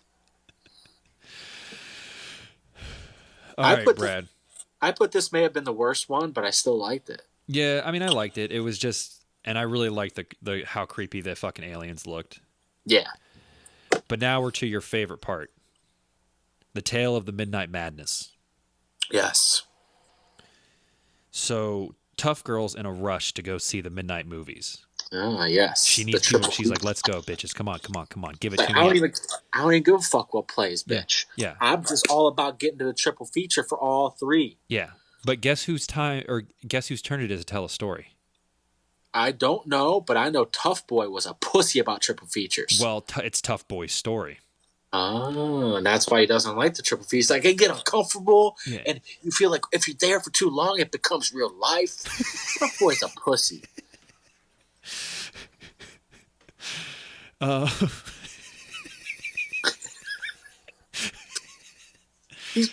Fucking three horror movies, 88 minutes apiece, and he's like, man, I forget that there's a real world out there. Like, Jesus, Tough Boy. Calm down. So, a boy and a girl work in an old style movie theater. Just these two. Yeah. And the theater isn't doing well. The boy fucking loves the theater. He loves movies, loves going to the theater, watch them. he wants to keep the theater open. Mm-hmm. The manager's all fucking bummed out. He's just like, I don't know how much longer we're gonna be open. They opened that new fucking Cineplex over there, and everybody goes to fucking mall or whatever. They did. They called it a Cineplex. And there was one lady watching the movie, and she like claps, like she enjoyed the movie. And then when she's going out, she dismisses it. She's like, "Fuck that movie." Yeah, she's like, "Why don't you guys play better fucking movies?" Yeah, she didn't like it anymore. I think she shoved the popcorn into like into his chest. Yeah, here, and then they were like, "Hey, we can reuse these," which was so weird. I was like, "Why are you reusing the popcorn in pop containers?" And then a stranger in black is trying to get in the door. Who the hell is this stranger, Brad? I think we know. Did he come back? Is this the first reoccurring character in the Are You Afraid of the Dark universe? It is the first recurring. It says Dr. Vink with a va. And he walks in and he fucking loves. Like, he's in love. He wants to take this theater out to dinner and fucking marry it. Like, he cannot get enough of this theater, man. Absolutely enamored with it. He's like, the smells. Mm-hmm. And I agree with him. I will say that back in the day, like, the movie theater I remember the absolute most is the Westland Mall theater. Old Westland 8. Childhood. It smelled way different in there than you know, the nicer ones like a Lennox do now. Yeah. Like it was, I don't know what it was. It was more 90s. Yeah. I don't know. I don't know. It's like, no, I know what you're talking about. It's the same as walking into like a comic book store now. Yeah. Yeah. The boss ain't happy that he's there. No. But Vink knows fucking magic. That's all I have. He puts like an old container down, and it has the reel to reels in it. And then he didn't have it, and then he pulls the cape away, and all of a sudden it's there. Oh, okay, that's what what check this fucking movie out. Yeah. And he's like, I'll leave, and then I'll be back. Yeah. All he asks is one thing. He wants them to show the movie. And he's like this. I made this before there was sound. I made this before there was color. And it's like, how old are you? Yeah. That was a weird question. And then once you find out what the movie is, fucking like, we all know he didn't make that shit. Right. And his overacting is so good. Oh yeah. He went for it. Like, he was like, you want me to be in a TV show? I'll do it. Yeah. And he's just, I'll do it fucking my way. Like, you could see him outside of that door ready to shoot that scene. Like, Jordan's ready to go play the playoffs. Like, he's jumping around. He's doing, like, he's getting ready. He's getting pumped. And then he's just like, here I am. Yeah. Like, it's great. His eyes are so intense. I love Dr. Vink. And he wants no payment from this film that he made. He just, if the theater fucking starts making money and comes back, he just wants to show his other movies. He just wants to get his fucking vision out there, Brad. And he says that he predicts that if you play this movie, they will come. He's like Field of Dreams it. Mm-hmm. He pointed out to the bleachers like Babe Ruth. He was just like, hey, if you play this movie, bitch, you're going to have so much money, you're not even going to know what to do. You're going to have diamonds coming out of your ears, mm-hmm. basically. So, and then he Batman's out of there. Yeah. They turn around, they turn back, he's gone. Yeah. And then the boy, he's on the street team. He's still out fucking trying to pass out flyers that nobody wants. He's stapling shit. Right. And then they get the message. They close in 2 weeks. Can't be good for the theater. Heartbreaking. Yes, it's just fucking like that guy cares so much. Yeah, and so I think that flashes to like the next Saturday, and there's actually like 10 people there, right? Yeah. And they're like, all right. And they're bored again, and then all of a sudden the fucking movie, the reel, breaks. And they're like, fuck, wait, if you watch this next movie we're gonna play, we have a special treat. And if you like it and if you stay the whole time, then we'll refund your money. Yeah. Fucking no questions asked. Yeah, they throw Dr. Vink's movie on. And everybody's just like, all right, well, I don't have anything to do on a Saturday night. I'll stay. And the fucking movie is Nosferatu. Yeah, the fucking movie is Nosferatu, a movie that I think that even if you haven't seen it, you know what it is. And you know what? It's really funny because I've obviously seen Nosferatu as an adult. Yeah. Probably twice. And I always recognized it, and now I realize why I did. Because of this episode, because this is the episode I've seen the most. Yeah. And it's so funny that I never realized that this was one and the same, but I didn't realize it until just watching this, and I was like, "Fuck! No wonder Nosferatu looks so like familiar to me when I watched it." I think I might be with you on that one. Like my first introduction to that vampire was this show. Mm-hmm. Everybody fucking loves the movie like right away. Yeah, and they talk about, you play movies like this, we'll come every fucking day and we'll bring our whole goddamn family. Yeah, and they love. The kid goes in for 2 hugs, by the way, after this. I don't know if you caught that. Yes, I did see that, Okay. and nobody asked for their money back. No one asked for. He tries to mac on his girl there. Yeah. Oh yeah. I mean, he took that as an opportunity. He fucking shot his shot. He did, and it seemed like she wasn't interested. Yeah. She might change her tune though coming up. I agree with you. I've seen it though. But then it cuts to a shot of the film canister opening and glowing. Yes. And then I put, so what are they doing? Just fucking replaying Nosferatu over and over again? Yeah, that's what it seemed like, right? I was just like, but then it kind of sounded like, oh no, I'm getting the big movies in now. But go on. They have new vests, so they're making some money. Yep. The boy's making his move finally on the girl, because the girl, he's like, you know what? I kind of like you. She's like, I kind of like you too. Yeah. And he fucking goes for it. And then right before he gets there, interrupted by your fucking boy again.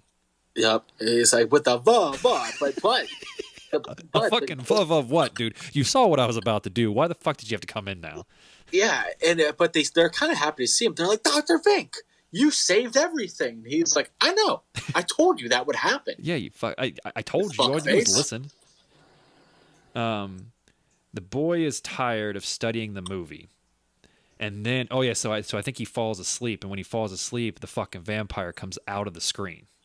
Oh no, I jumped ahead. I don't think we're there yet. Yeah, I jumped ahead. Sorry. So when Dr. Vink comes back, he wants to start showing his movies once a week, his other movies. Yeah. As per his plan, and the manager's like, "No, fuck you. I don't need your movies now. I'm getting first run flicks here. Nobody's gonna come see your shit." And I'm like, wait a minute. Wasn't Nosferatu great? Like, why are you saying, like, why wouldn't you think his other shit would be good too? I would have thought that they were like, Mr. Dr. Vink, give me some more movies. Yeah. But he's like, he dismisses Dr. Vink instead. And he's like, I'll pay you the rights to play Nosferatu. But as far as anything else, without even viewing it, I'm going to tell you to go fuck yourself. Yeah, I'm going to say no. That's a hard pass, Vink. So then, after that, Vink gets all pissed off, leaves. The boy's sitting there watching this movie. I put studying it. I don't know if he like what he was doing, but he falls asleep. Yeah. The vampire comes out of the screen, Last Action Hero style. And then the boy is making his move again. Oh no, sorry. It cuts. He wakes up. Yeah, well, he wakes up, but I think that he wakes up because his boss screams. Right? Okay. I thought he woke up when he thought Nosferatu was coming out of that. Like he dreamt it, and it's like it was part of his dream, and it might have been his boss screaming, but I thought. The next note I have is the boy starts making his move again, but he's foiled by fucking Vink again. And then I have the note just bit by a vampire. I don't know who or what, but the movie theater manager gets bit by Nosferatu. Okay, so that's when he gets bit by Nosferatu. And that's when everything is locked because they start to try to like get out of the phone, and the phones are down. They try to get out of the movie theater, and that's locked. Okay, everything is all locked up. And then he starts chasing the boy, fucking floats up the stairs. Once she turned on the projector, Nosferatu seems pretty fucking spooked. Yeah, he almost had the boy. Yeah, and then she turns on the projector, and he gets like, he's not interested in the boy anymore. He starts to go after her. Yeah. So then she turns on the projector, and the boy goes into the movie, and so that's what spooks him. I think he knows the jig is about up. And the vampire goes after him, and guess what he does? Do you want me to? Well, I've seen it, so. Yeah. What does he do? Who? The boy. The boy? Yeah. I didn't write that down. He pulls the drape back, and fucking sunlight, boom. Oh, yeah. And then somehow he just walks back out of the movie like he's fucking done this a million times.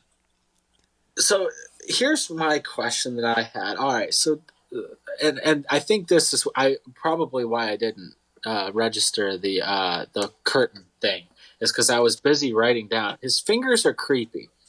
However, he does not have vampire fangs. He only has 3 teeth, and 2 of them are fronts. Let's say he has like 2 long front teeth, right? Yeah. So it was a little confusing on the whole vampire fangs front. Yeah. They were missing. Maybe that's how they got away with the rights. But I will say the Nosferatu character looked awesome. Like he looked great. No, it looks good. Vink is having a hell of a time, and then I have Vink bought it. Yeah. And that was the end of that one. Yeah.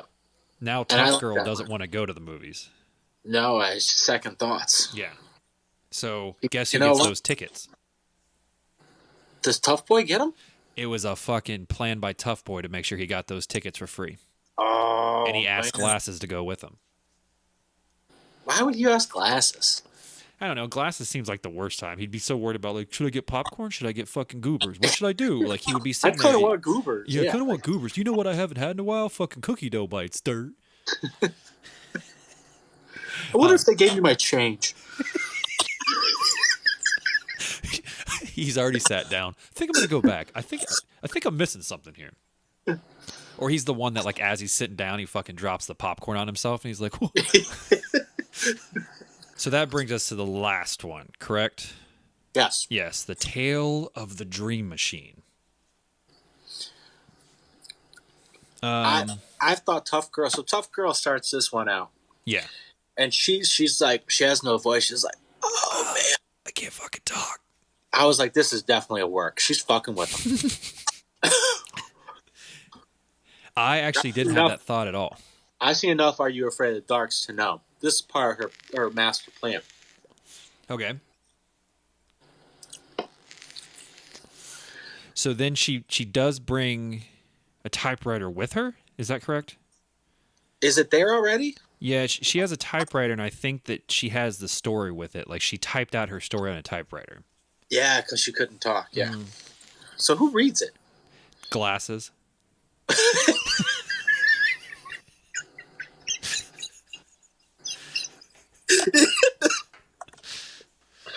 Oh.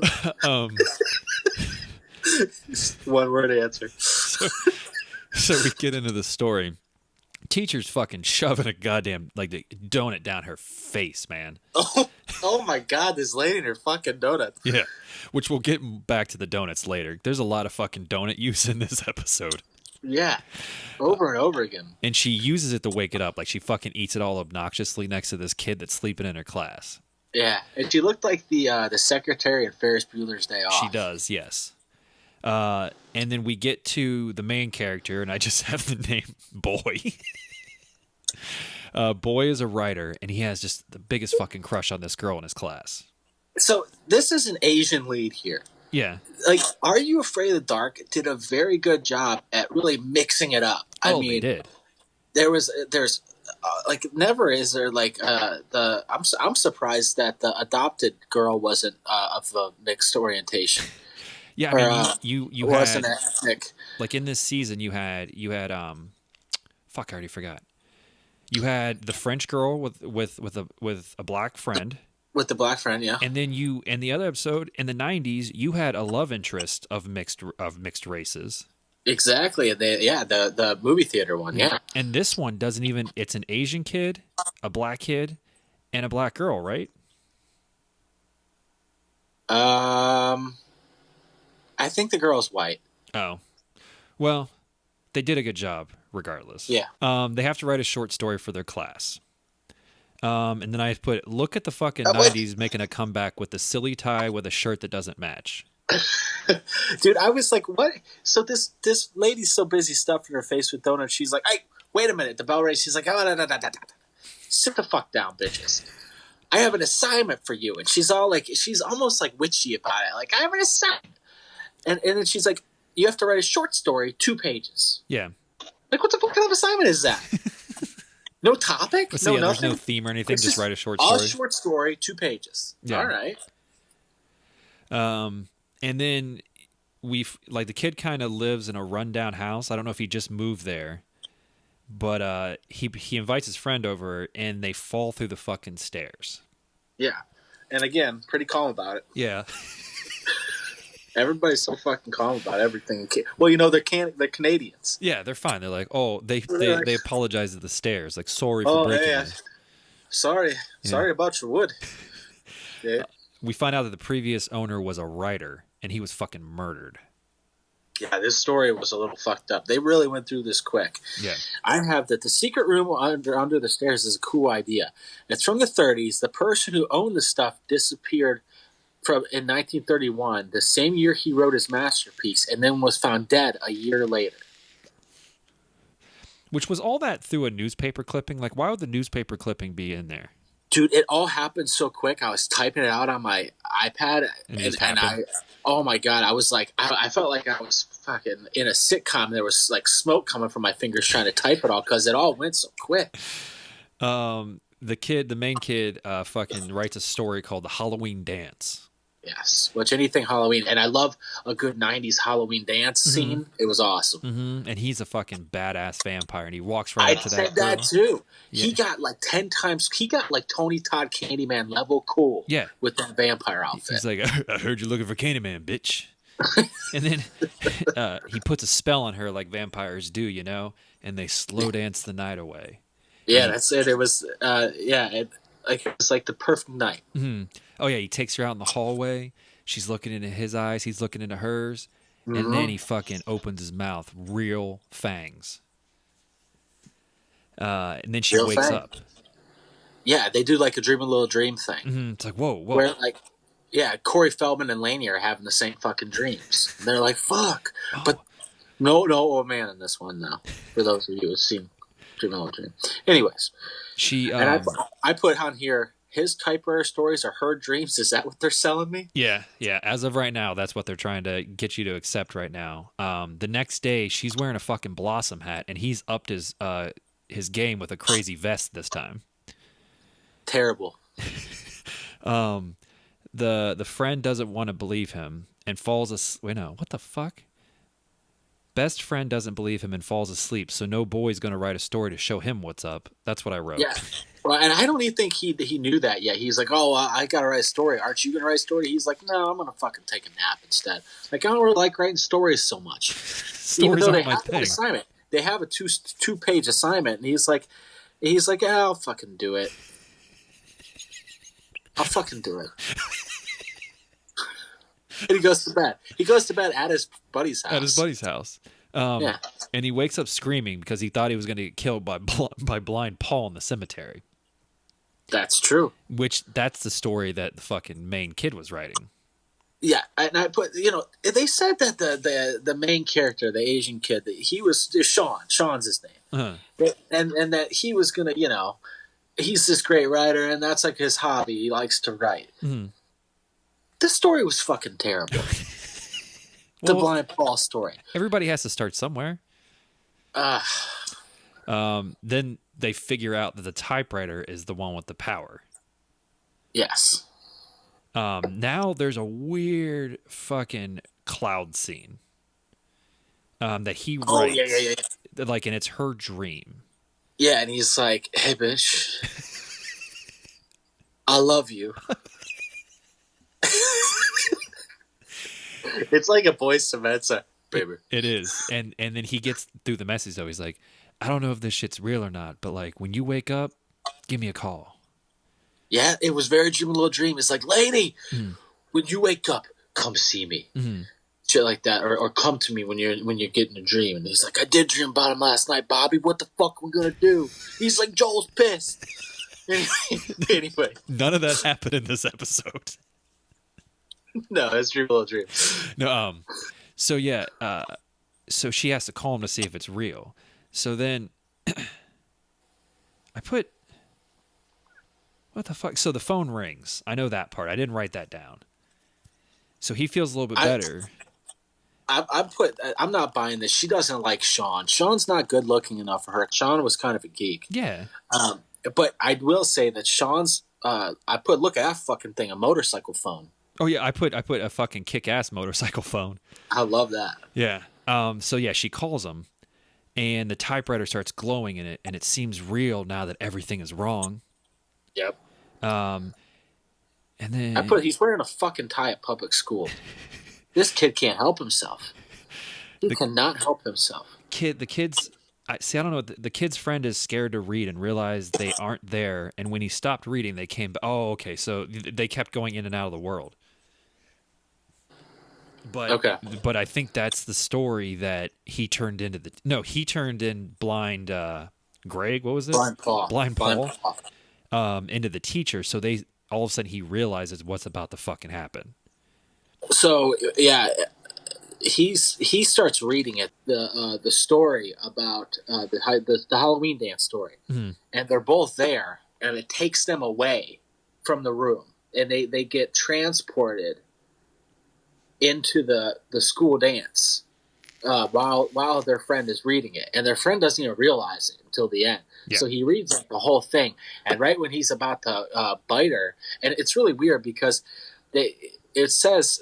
Wow, they're having such a great time, and they danced the night away, and they didn't have a worry in the world. But when you're watching them, they look terrified, especially her. Yeah.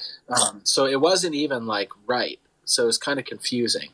But I put back the dance just because the guy is reading it. He said nothing could ruin their night, but they look terrified. Well, they know what's about to happen. Right. Like she's about to get bit, right? Yeah, and then he stops reading it, looks for them, so he doesn't bite her, and then they reappear because he stops reading it. Yeah, and they're like, well, good thing that's over. Yeah, and then, I put, what did he write for the teacher? Exclamation point, exclamation point, exclamation point. I did it 3 times. You know how hard that was. I put, she's using that red Sharpie, eating them donuts like a madman. Yeah, the donuts are fucking back. There's so many donuts. So many donuts. Yeah, and then she realizes she needs a little break before she reads his story. She does, but she takes the story with her. She takes the story with her, and she just goes through this fucking school. She's grabbing glasses of fruit punch, pouring it for herself, taking 3 drinks, and then fucking leaving the glass there for someone else to pick it up. I put the same thing. I put, what a bitch on that punch, leaving the glass there for someone else to clean up. I thought the same thing. I said, who is this lady? She's just living the life for O'Reilly, just doing what she wants, living around the school. Yeah, and now she, who knows who made these donuts, but there's just a rack of fucking brand new donuts and pastries. She was put off by them. Those aren't good enough for me. And then they got to the school super fast, and they brought the typewriter. Yes. And then she does another thing. She takes one fucking, and when they're going around chasing her, and they find a donut with one fucking bite out of it. So not only did she leave a fruit punch for someone else to pick up, she took one fucking bite out of a donut and put it back down. And then she finds a big cinnamon roll or pecan roll or something like that, and she takes that with her. Yeah. Oddest thing ever. Then she takes the story and a plate full of fucking donuts into the bathroom. What the fuck? It shows her shitting. And it shows the food on the floor next to her while she's doing it.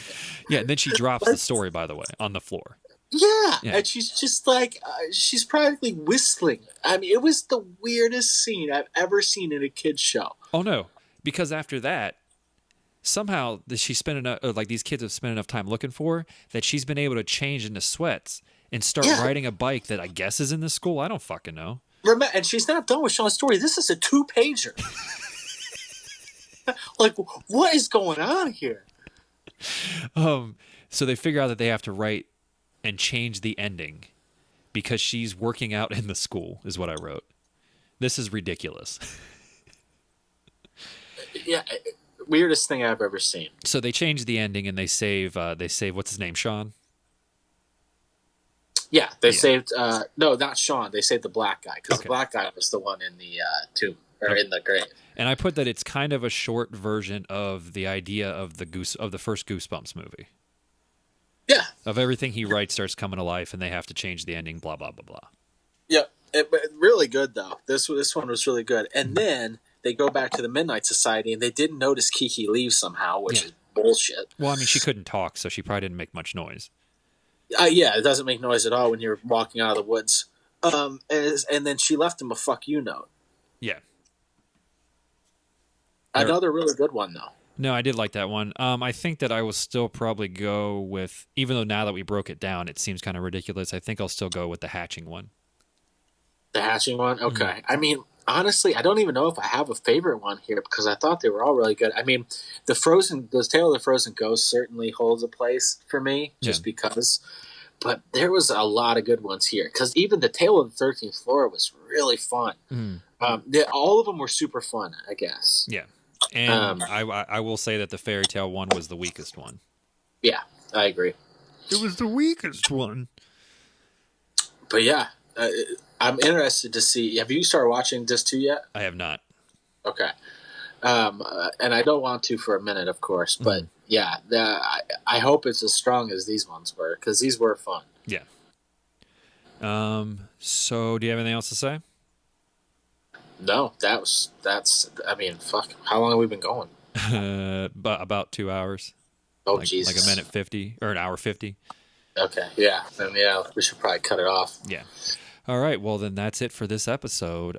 Go watch Are You Afraid of the Dark? Season 2. Disc 1. Yeah. Disc 1. Grant and Brad's Ghastly Gal. Listen.